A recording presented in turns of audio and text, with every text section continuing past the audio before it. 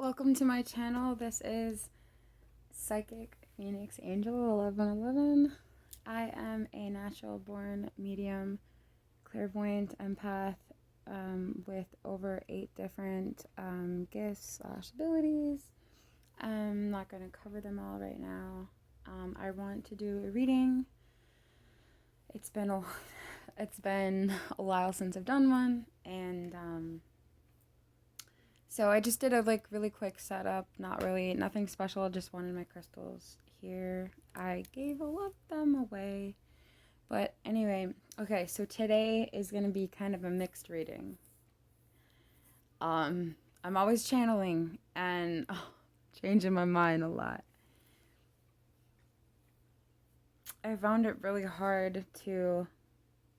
Many times found it really hard to do things, just leaving you unfulfilled and not feeling contentment, because mind doesn't understand soul. It's completely different. The ego and mind, it's a journey of ego and mind versus the heart and the soul. So a lot of times when we try to understand soul, we get confused. We're living a 3D experience in this human existence. We're spiritual beings living a temporary human existence.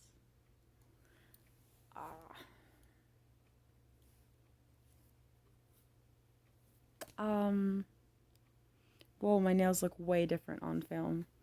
They do not look this color. I did my nails the other day. They look more darker, but they kind of remind me of this metallic, copperish colored pencils I had when I was younger. I can't find them anywhere. I haven't really checked online then again. But, okay. My channeling ADD, ADHD ass. One of the decks I'm going to be using today is the Twin Flame Journey Tarot by Mystic Moon. Who else? Just kidding. Not kidding. I'm also going to be using the Beautiful Creatures 2nd edition. The artwork is by Jasmine Beckett Griffith, and she's done a lot of the Lucy Cavendish. This, for example, this is Lucy Cavendish, Oracle of the Shapeshifters, and the artwork is by Jasmine Beckett Griffith. The same person did these, but it's a different author. Of what I'm going to be using is this one. It's by J.R. Rivera, if I said that right, and Jasmine Beckett Griffith.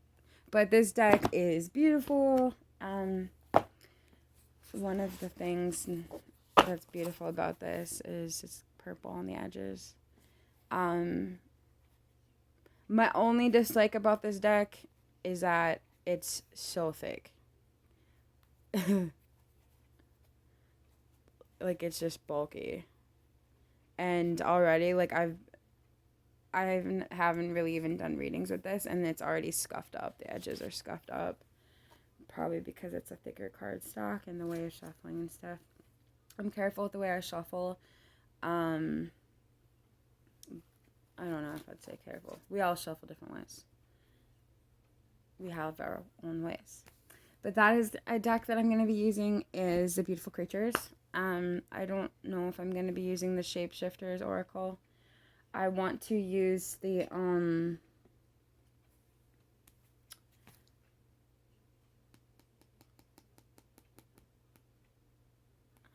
I Will Prevail. I got social anxiety.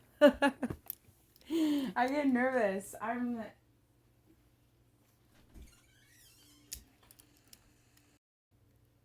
forgot what I was gonna... I'm gonna try something. I've been trying to learn guitar. And the first song that I'm learning is really special to me. It's supposedly easy, seems easy so far. I only got a little bit done. I have nails on, so I can't, it's kind of hard to play guitar. But I have a little bit of it so far done, so I just want to see how it sounds on this camera. I mean, audio is really shitty. It's just my phone. It's not nothing special. I don't have any special equipment. Someday, I plan to actually, like, truly have a channel, like, have stuff, equipment, have what I need, but you gotta start somewhere. One of the people that's influencing me to just get going and not wait for a right time is Chris, a fellow Aquarius rising ascendant sign like myself. I'm an Aquarius rising, and so is a fellow light worker. Chris from Minnow Pond Tarot, I think is what it is. Yeah. He as I was saying, he's an Aquarius rising, which is so awesome. I keep finding people that match my things. It's easy to find someone that matches our sun sign and not necessarily hard to find something else, but like when you just plainly find people and you're like, oh, you're this moon sign too? That's cool. Like, I've met probably like 5 people, most of which are online, that have the same moon sign as me. So I think that's cool. And I think that it's not just think, actually. I was going to say it's like a theory, but I know it. It's because we are bringing more alignment into our souls. And so we're drawing the people to us that belong to us. Like, I keep drawing more and more often, finding people that are Libra moon, and I am a Libra moon. In fact, I've dated 2 of them unintentionally. Like, my soul probably chose to date them, obviously, but in the 3D world, I wasn't like, oh, you're a Libra moon sign? Okay, cool. We're emotionally a good match. There's a good decent chance that we're emotionally a good match, even though that's not the only thing that matters, obviously. But when I found out that they were a Libra moon, I was like, wow, that makes sense as to one of the reasons why we got drawn together. It's definitely a comfort thing, and there's past life stuff there for sure.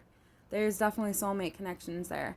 I also just remembered in my natal chart, I'm finding a pattern to my significant loves, people that I've been in love with in my life. I can't remember every single date that I've met certain people, but the people who have mattered the most, as far as like the most significant relationships I've ever had, or meeting people, the time frames that I met them at, like, they were during certain moon cycles. So far, the ones that I have felt the most deepest connections with, I shit you not, I've looked this up. I've looked in the transits. I've looked at the days that I met them. Where was the moon? And there's definitely another pattern besides that too. I'm sure I could find another pattern besides just the moon and so. There's something else too in the natal that is likely having in common with those people as well. Like, but so far, the pattern I'm seeing is I'm meeting these people on most of them I have met during a Cancer moon.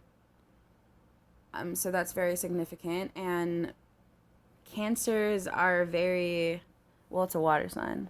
I'm not gonna go into it, but you can look into it if you want. And same with a Pisces. At least one of them was during a Pisces. One of them was on like a cusp of like Cancer and Leo, so it's complicated. Someone who I don't know for sure if they're ever twin flame or not. My twin flame masculine, but I heard from them about a week ago after over 2.5 years of no contact from him. He hadn't reached out, wrote me. I had found peace. I have found peace. There's still a lot of, I don't know if resonance is the right word. There's a lot of healing that I'm still doing, and I don't think I'm ever going to be done healing from that. We are never, in my opinion, my personal opinion, never done healing. I also actually know that for a fact too. It's not just my own opinion. Like, we can be done with somebody, like, it's always going to be there. That scar, it's always going to be there. But